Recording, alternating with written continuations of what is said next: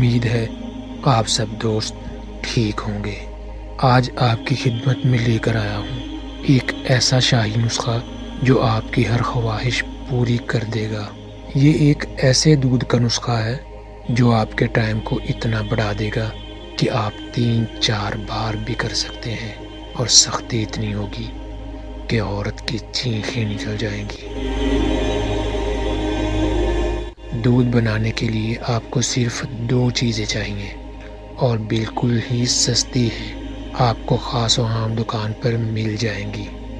دودھ بنانے کا طریقہ: سب سے پہلے آپ کو 1 گلاس دودھ چاہیے، اور اگر سردی کا موسم ہے تو آپ کو گرم دودھ لینا پڑے گا، اور اگر گرمی کا موسم ہے تو آپ دودھ کو عام درجہ حرارت پر رکھیں اور ٹھنڈا بھی استعمال کر سکتے ہیں۔ دوسری جو چیز آپ کو چاہیے وہ ہے لونگ، اور آپ کو 1 گلاس دودھ بنانے کے لیے 3 سے 4 لونگ چاہیے۔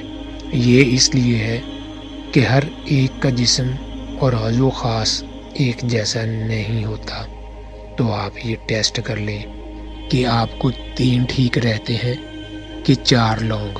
لونگ لینے کے بعد ان کے اوپر سے ٹوپی اتار دیں، اور اتارنے کے بعد اس کو اچھی طرح سے رگڑ لیں۔